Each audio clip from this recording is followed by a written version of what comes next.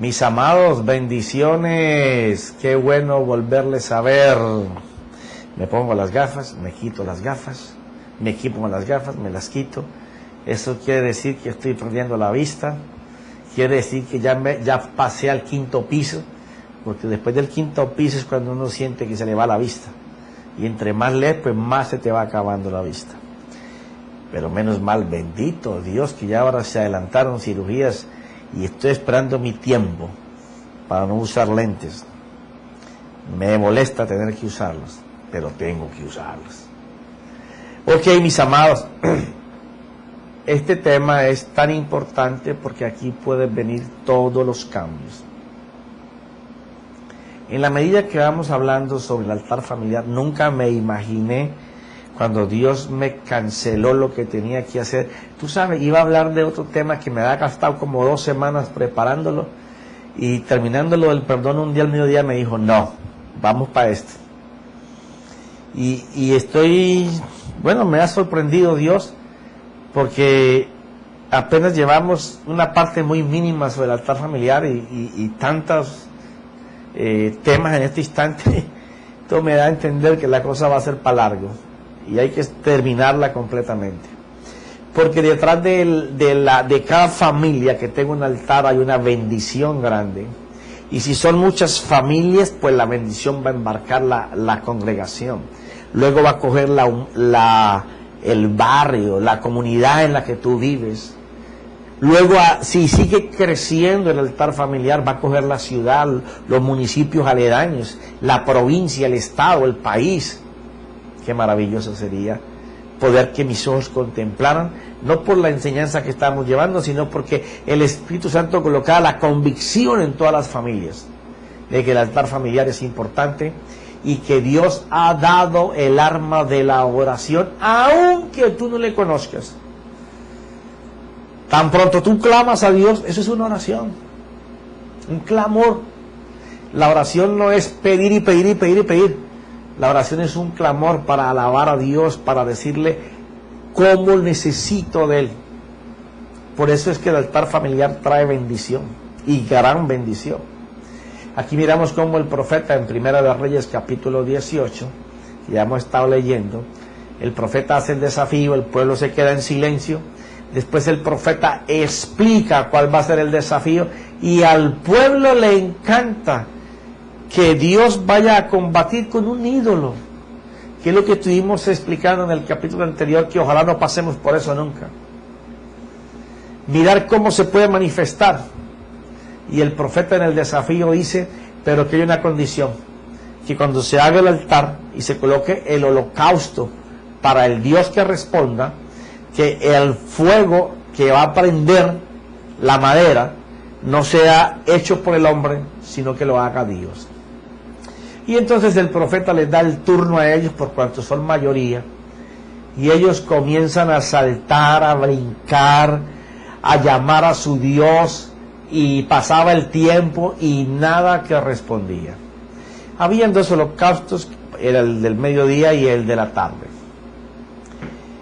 Y esta gente comienza a clamar a su Dios, a su ídolo, en lo que habían puesto su fe, su confianza, lo que pensaron que nunca iba a fallar, y no respondía, porque estaba delante del verdadero Dios que responde, del verdadero Dios que respalda, del verdadero Dios que ilumina, del verdadero Dios que sí te da la salud, que sí te da el camino correcto, el camino bueno, pero que Él allana ese camino de prosperidad en la medida en que tu alma prospera y te llena de salud y le da vitalidad a tus huesos y te hace prosperar y abundar y alargar los días.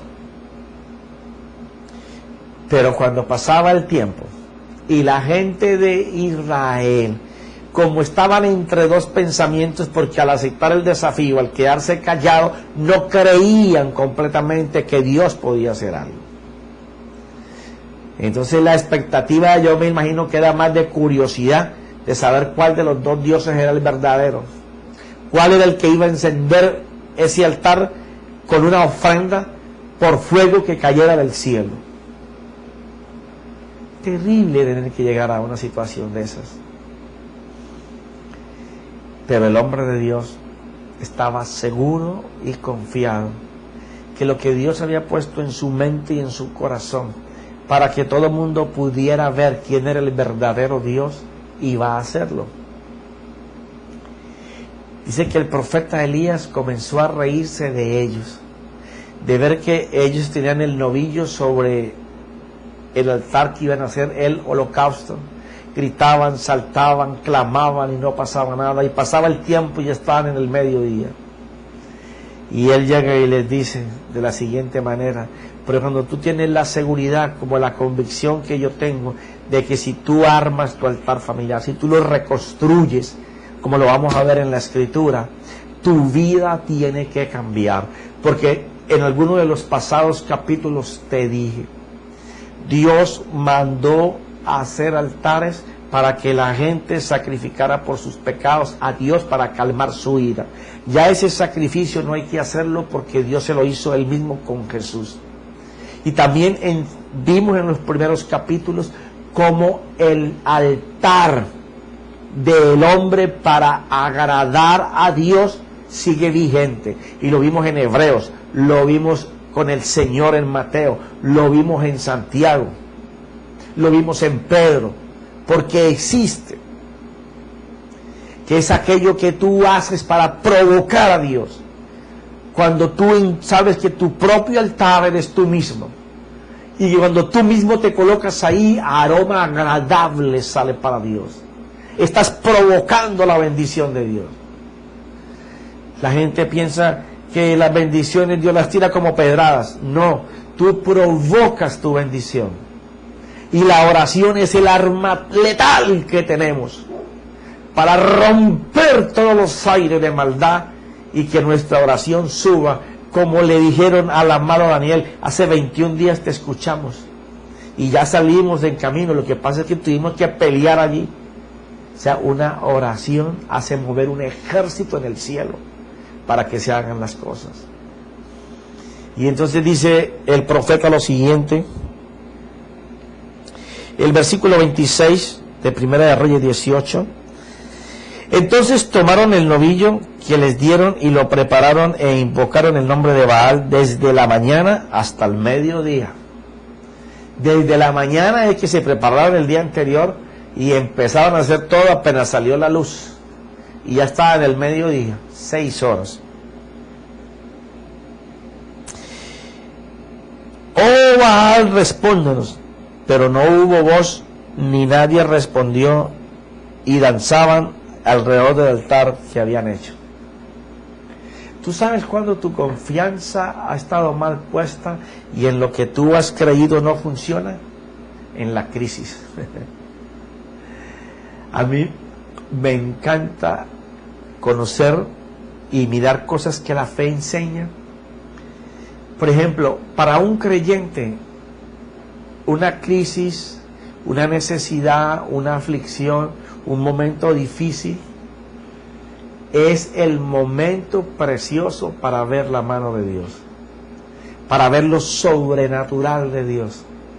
No hay angustia, no hay tormento, porque aunque estemos en la aflicción, porque Él dijo, tendré esa aflicción en el mundo, pero tened confianza que yo he vencido al mundo. Y no os preocupéis porque yo voy a estar contigo hasta el último aliento de tu vida. Quedaos quieto y en reposo porque yo lo voy a hacer. Y este que acabo de decir sí que es conflictivo. Hay mucha gente que está esperando en el Señor y no hacen nada porque están en reposo. La fe tiene una obra. El reposar es saber que mientras yo camino Dios lo hace. Yo reposo que Él lo haga, pero tengo que hacer algo. Por eso el altar familiar, tienes que hacer algo.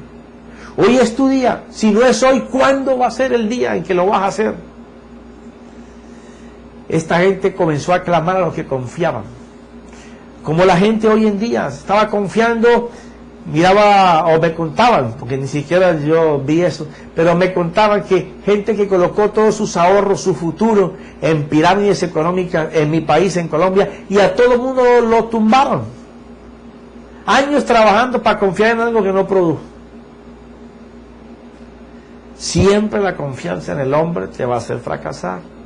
Así estaba esta gente. clamando a ídolos hechos por ellos mismos. Cuando la fuerza se coloca en el hombre, esa fuerza se cae. Ese esfuerzo desmaya. Esa energía se va. Los años pasan. Pero cuando es en Dios, eso es para siempre.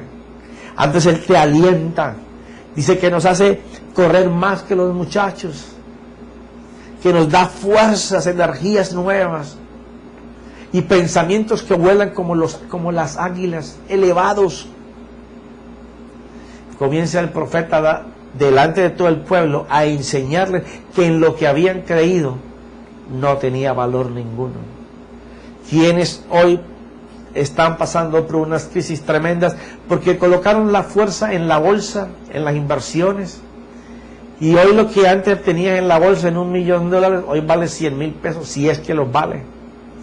La propiedad que compraste con tanto esfuerzo en $700,000 y pensabas que eras millonario porque tenías una propiedad de 700 o de 1,000,000 o 3 millones o 200 o 500.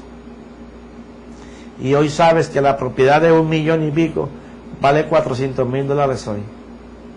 Pero tú estás pagando 1,000,000 y pico. Esa es la crisis. Haber colocado nuestra confianza en el hombre. Y entonces dice, y sucedió que ya al mediodía Elías se burlaba de ellos y decía, clamad en voz alta, subí la voz, clamen más alto, muchachos, a ver si su Dios los oye. Pues es un Dios, tal vez, es un Dios, clamen alto, tal vez estará meditando o se habrá desviado o estará de viaje, quizás esté dormido y habrá que despertarlo. O sea, está hablando de que si era un Dios y se estaba comportando de esa manera, lo estaba haciendo como un humano. Le está hablando que vayan a hacer cosas para activar a ese Dios. Y entonces él va a empezar a hacer lo que su Dios iba a hacer. Y gritaban a grandes voces y se sajaban, según su costumbre, con espadas, lanza, hasta que la sangre chorreaba sobre ellos. Y sucedió que pasado el mediodía se pusieron a gritar frenéticamente hasta la hora de ofrecer el sacrificio de la tarde, el de las 12 y el de las 3. Dijeron, bueno, este profeta se está burlando de nosotros, nos está desafiando. Vamos a comenzar a gritar con todo nuestro corazón y a cantar. Y lo hicieron entre las 2 y las 3 de la tarde, frenéticamente. Tú puedes echar mano a todo lo que el hombre ha creado, que puedes salir ahora, pero vas a fracasar después. Solamente va a permanecer la bendición que viene de la mano de Dios, porque esa no trae aflicción ni angustia, esa es permanente. Por eso es que el altar familiar es tan importante, porque enseñamos a nuestros miembros a nutrirnos de Dios, a que si Dios no lo hace en ese día, no lo vamos a poder hacer. Pero que si Dios lo hace, todo va a salir bien. Y que si algo saliera mal, Él va a tener cuidado de nosotros, porque Él dijo que tendríamos aflicciones, pero que tuviéramos confianza, porque Él había vencido esas aflicciones. El que camina con esa seguridad obliga a mover la mano de Dios. Profeta, eso sonó muy duro. Usted estaba diciendo que Dios no era nuestro sirviente y no era nuestro esclavo. No lo es. Pero lo obligas porque hay una palabra puesta por Él. Y Hebreos 11:3 te dice que todo lo que vemos y existe fue creado por la palabra y para ella. Y que por el poder de esa palabra se hacen las cosas.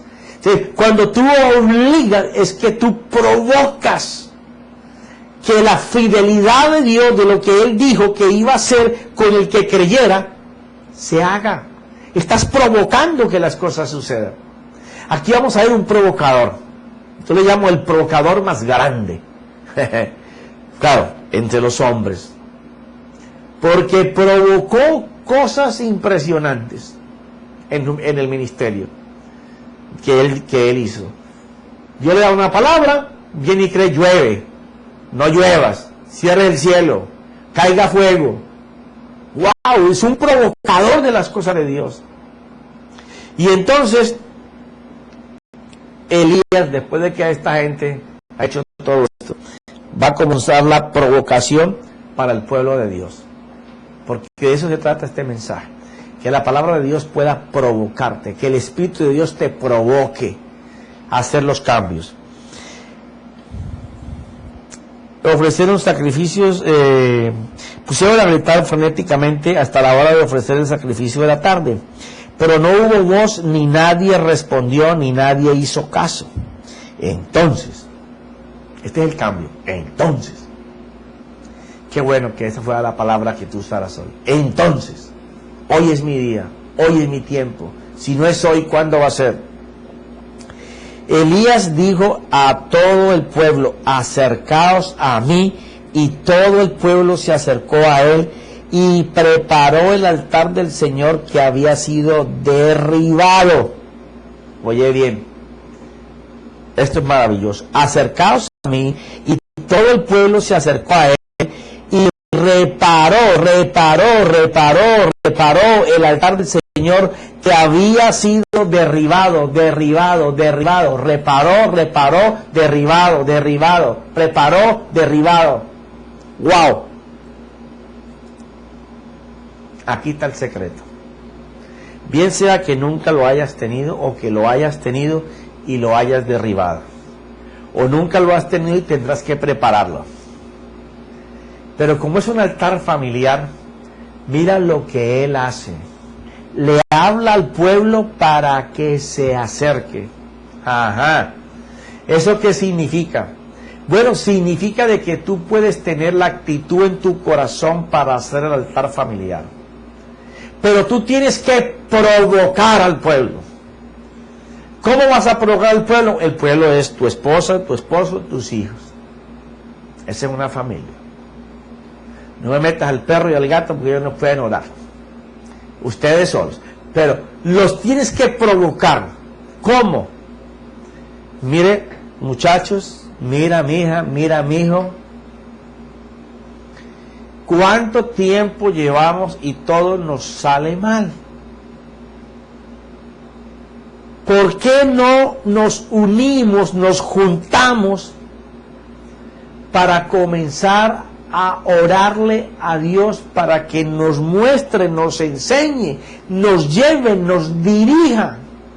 Porque si todo nos está saliendo mal, y miren los muchachos cómo están, alejados de Dios, solamente pensando que todo es Nintendo, Atari, jueguitos, la calle, el bar, la esquina, la muchacha, el muchacho. Y esa no es toda la vida. La vida es otra cosa muy diferente. La economía no funciona, la salud no funciona. Ahora estamos de pelea, de problema, y ahora que está la crisis, pues con mayor razón. Todo estorba, todo falta, toda palabra hiere, todo concepto no sirve, por eso nos equivocamos, por eso estamos mal, por eso el muchacho está así. Si no hemos funcionado, ¿qué es lo primero que él hizo? Concientizar al pueblo. Eso es provocar. Si no se pueden juntar como familia y concientizarse, si no se pueden llegar a abrir sus corazones, porque concientizarse habla de hacerle sentido a la conciencia cuando ella se levanta y diga que está mal. Porque mientras la conciencia no actúe como juez dentro de ti, tú no te vas a concientizar. Entonces se trata de traer la gente para concientizarla. Profeta, pero es que eso no es fácil. Yo sé que no es fácil. Y sobre todo si nunca lo has hecho. No es fácil. Tú no crees que 30 o 40 años que no lo has hecho, o 20 o 10 o 5, ahora tú vas a creer que le vas a dar a tu gente y ¡pum!, lo vas a hacer así. Es posible que si todos están buscando una solución, sea así. Pero si tú estás buscando la solución y los demás no lo saben, te va a tocar que orar. te va a atacar que hacer uso de los 3 puntos de la oración. Que él diga sí. ¿Cuál es la otra? No, todavía no. Que no quiere decir no. Y la tercera, que espérate que estoy preparando algo mejor que tú ni te esperas. Eso, las 3, se llama paciencia. Y si no tiene a su hermanita la constancia, ¡ay! No, durísimo. Pero es mejor estar determinado a que Dios intervenga en nuestras vidas y a decir, hoy es el día, hoy es el tiempo, si no lo hago hoy, ¿cuándo lo voy a hacer? Tiene que ser hoy. A que Dios intervenga, a estar ahí tapados, ocultos, todavía luchando cuando sabemos que el mañana será peor, porque nuestro hoy es peor, porque las decisiones de ayer fueron malas, porque se tomaron fuera de estar con una conciencia limpia delante de Dios, sino que en inconsciencia actuamos por nuestros sentidos, por nuestros méritos, por nuestro esfuerzo, por lo que pensamos que era bueno, pero que ahora no lo es. Lo primero es juntarlos. No te atrevas a levantar un altar familiar si no los juntas y no hay una conciencia de cambio. A lo mejor serán 2 los que tienen que orar, pero una vez que haya otro juntamente contigo, ahí se puede empezar el altar familiar. Y cuando estás solo, bueno, tú solo no eres el altar familiar. Se entiende que es un altar familiar, son todos. Tú serás un altar para Dios. Y en ese altar tú te vas a quemar. Y en ese altar tú te vas a colocar. Y en ese altar tú te vas a derramar. Y Dios lo va a hacer. Garantizado que no hay quien clame a Dios con todo su corazón, que Dios no le conceda las peticiones del corazón, y más si tiene que ver con el que creó y fundó la familia, que es Dios. Que lo va a hacer, garantizado. Que te va a tomar tu tiempo, lo va a tomar. Pero una vez que hayan 2, ¿qué dijo el Señor? Si 2 se juntan, si 2 se juntan, cuando 2 se juntan a pedir cualquier cosa, dice que Él no la va a hacer. Él lo hará. Porque lo van a hacer creyendo. Y cuando te puedes juntar con tu hijo, con tu hija, o con tu esposo, o con tu esposa, y comienzan a clamarle a Dios por enderezar los muchachos, porque se enderece el matrimonio, porque Dios comience a hacer, y ustedes comienzan a clamar por lo justo delante de Dios, y todos los días comienzan a abrir su corazón para Dios, Dios va a hacer. Pero lo primero de lo primero es concientizarse de estar juntos.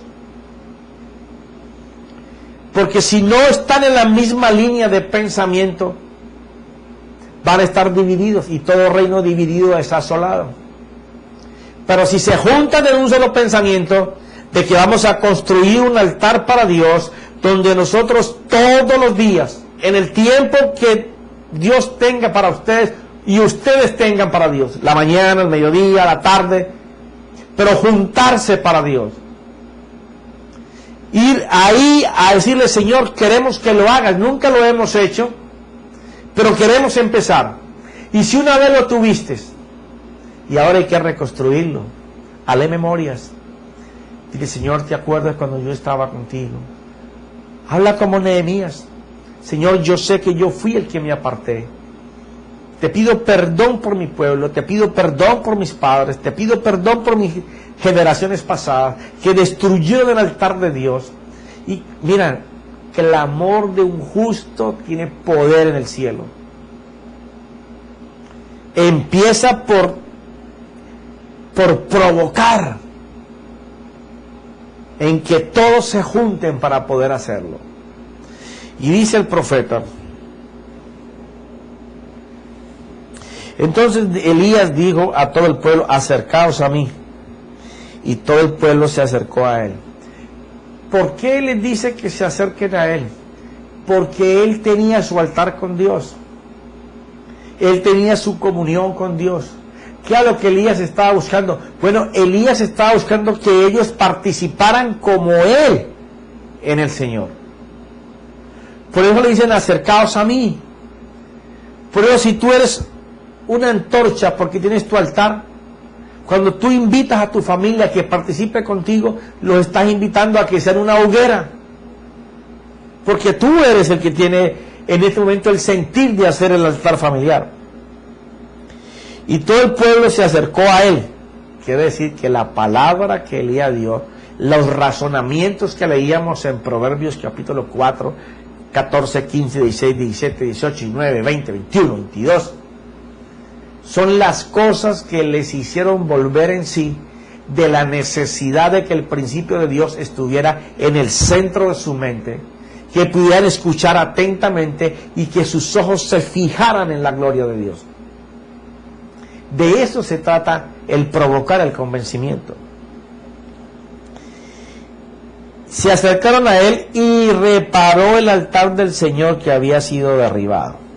Elías tomó 12 piedras conforme al número de las tribus de los hijos de Jacob, a quien habían venido la palabra del Señor diciendo, Israel será tu nombre. Y con las piedras edificó un altar en el nombre del Señor. Mira lo que pasa. La palabra vino sobre los que estaban escogidos por Dios para ser su pueblo, pero que se habían apartado. Porque así mismo nos pasa. Hay mucha gente que son hijos de Dios y por ignorancia, por necedad o porque no quieren en este momento que Dios esté con mi vida, porque le he escuchado decir a la gente, no, yo voy a esperar que me falten 10 años para morirme y ahí busco a Dios. Mira, si no nos acercamos y no lo podemos construir, no va a pasar nada.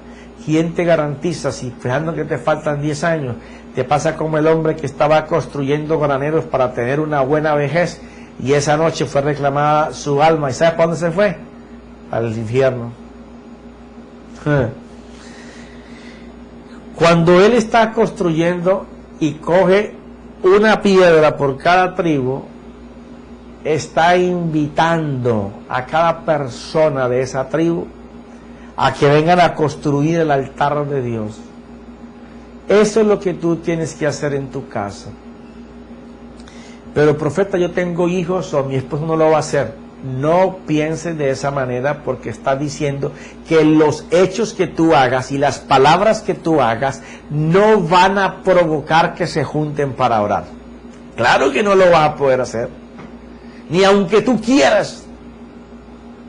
Pero cuando sea el Señor el que comience a llamar a cada persona, cuando tú empieces a decirle a tu esposo o a tu esposa o a tus hijos, estoy orándole al Señor para que tú, tu papá, tu mamá, tu hermano, nos juntemos en tal tiempo que podemos para orar a Dios, para arrepentirnos de lo que hemos hecho, para tener la oportunidad de arrepentirnos diariamente por lo que hagamos mal, para tener la oportunidad de pedir su dirección, para pedir su gracia, para pedir su favor, para pedir que Él controle nuestras vidas. Cuando nosotros estamos hablando de la persona de que lo que vamos a levantar es testimonios de vida y vida abundante en el Señor, entonces la oración sí va a ser un arma poderosa en tu mano. Entonces ellos van a ver que no tiene ningún costo orar, pero que sí produce grandes prebendas. Entonces ellos van a aprender que Dios sí da, que Dios lo que prometió lo cumple, que van a aprender a recibirlo ya, luego y despuesito. Entonces se van a juntar a formarlo, porque un altar familiar no se forma solamente contigo. De ahí se cae su nombre, son todos los miembros de la casa. Y bueno, ¿y qué pasa si estoy en mi casa con mi familia y tengo 4 más? Invítalos a participar del altar de Dios.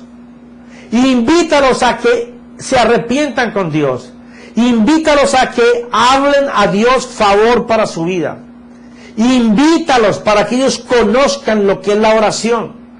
Invítalos a que participen de un altar de familia. porque lo mismo que hacen contigo lo van a llevar a sus casas. De eso se trata. De que nosotros avivemos en otros la necesidad de estar delante de Dios. Cuando Él invita a la gente, cuando la gente viene a Él, comenzaron a reedificar lo que se había caído. Algunos tendrán que construir. Aquí estábamos reedificando lo que se había caído. Y dice el versículo 32, y con las piedras edificó un altar en el nombre del Señor, e hizo una zanja alrededor del altar suficientemente grande para contener 2 medidas de semilla. Esto es maravilloso. Imagínate que esta sea la tierra, aquí construyen el altar, y ahora traen instrumentos, palas, picos, no sé lo que trajeron, pero iban a herir la tierra. ¿Y eso qué tiene que ver, profeta? Ya lo vas a ver. ¿De dónde fue hecho el hombre? ¿De barro de dónde? De la tierra. ¿Qué estaba haciendo él? Hiriendo la tierra alrededor de donde colocó el altar para Dios. ¿Eso qué significa? Que lo primero que hay que hacer, una vez se levante el altar de Dios, herirte a ti mismo. ¿Cómo sonaría eso? Eso significa quebrantarte. Eso significa quebrantar la vasija de barro que tú fuiste construyendo a través de tu vida y irle colocando adornitos, pero era una vasija rota, en donde se echaba el agua y desaparecía, en donde la plata de tu salario llega a tu mano y es como en bolsa rota. Comemos, pero no nos saciamos de lo que comemos. Vestimos, pero no nos calentamos con lo que vestimos. Tenemos una casa, pero es agonía, es problema. Todo, desde que se consiguió la casa, parece que el tormento vino más. Y ahora que no sabemos ni cómo pagarla, aumentó el dolor. Entonces, para eso que para lo que trabajamos para acumular desgracias. Se trata de coger en ese altar de familia que ya aceptaron formar, abrir los corazones, hacerle una zanja alrededor del altar es abrir tu corazón. Porque ¿qué es lo que pasa? Si este es el altar, que es algo físico, y se le va a abrir una zanja con un instrumento alrededor del altar, haz de cuenta que tú estás en tu casa sentado y están alrededor ¿de qué? De una mesa tal vez, están sentados en la mesa del comedor, están en la cocina, donde se hayan colocado. Tú no vas a abrir un hueco alrededor de tu casa, ni hay un altar físico. El altar eres tú. ¿Y dónde te vas a abrir el hueco alrededor de tu altar? Ah, bueno, vas a quitar todo lo que es tierra. Vas a abrir tu corazón y es cuando empieza a funcionar el corazón. Cuando el papá llega y dice, bueno, nosotros somos el altar de la casa, o la mamá, o el hermano que está en el Señor, que está encendido, que es fuego de Dios, dice, nosotros somos el altar de Dios. Pero tenemos que empezar por abrir nuestros corazones. Yo quiero pedir perdón por lo que te hice, papá, así, así, así, asá. Yo quiero pedirte perdón, mamá, por lo que hice mal, así, así, así, asá. Yo quiero pedirte perdón, mi hermano, por esto que dije mal de ti, ta.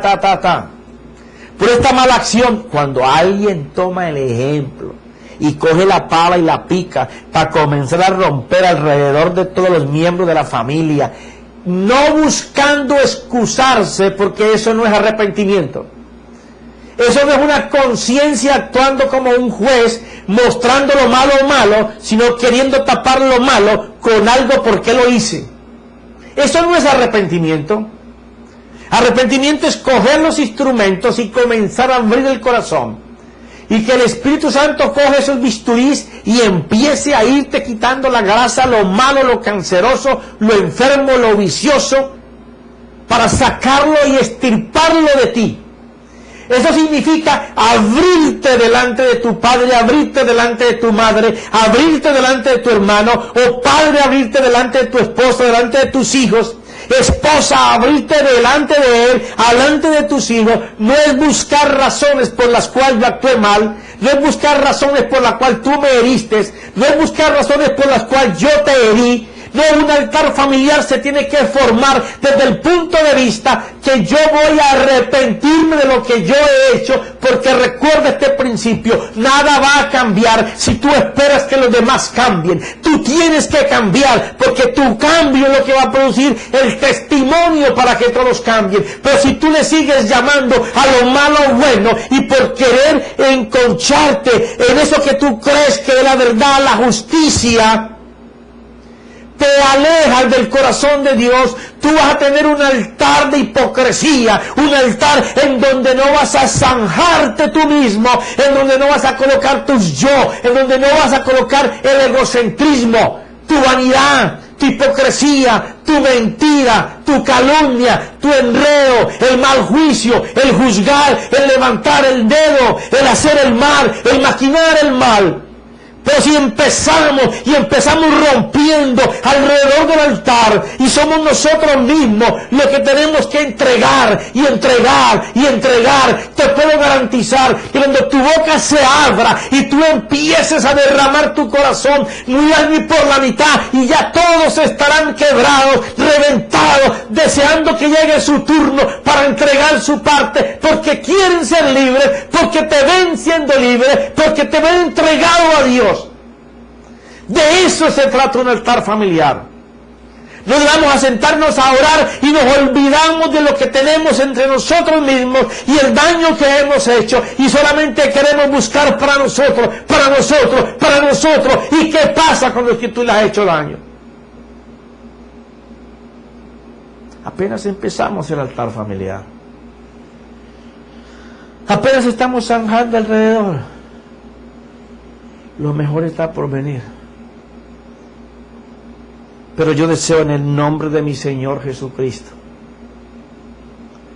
que estas palabras de Dios te digan que sí se puede, que hoy es el día, que si no es hoy, ¿cuándo va a ser? Y que la oración es el arma más poderosa para unir la familia, y el no tener oración es el arma más poderosa del enemigo para destruirla. El no arrepentirnos es el arma más poderosa de él para seguirnos encadenando, pero el arrepentirnos es el arma de Dios para limpiarnos. En el nombre de Cristo Jesús, Espíritu Santo, gracias. Amén y amén.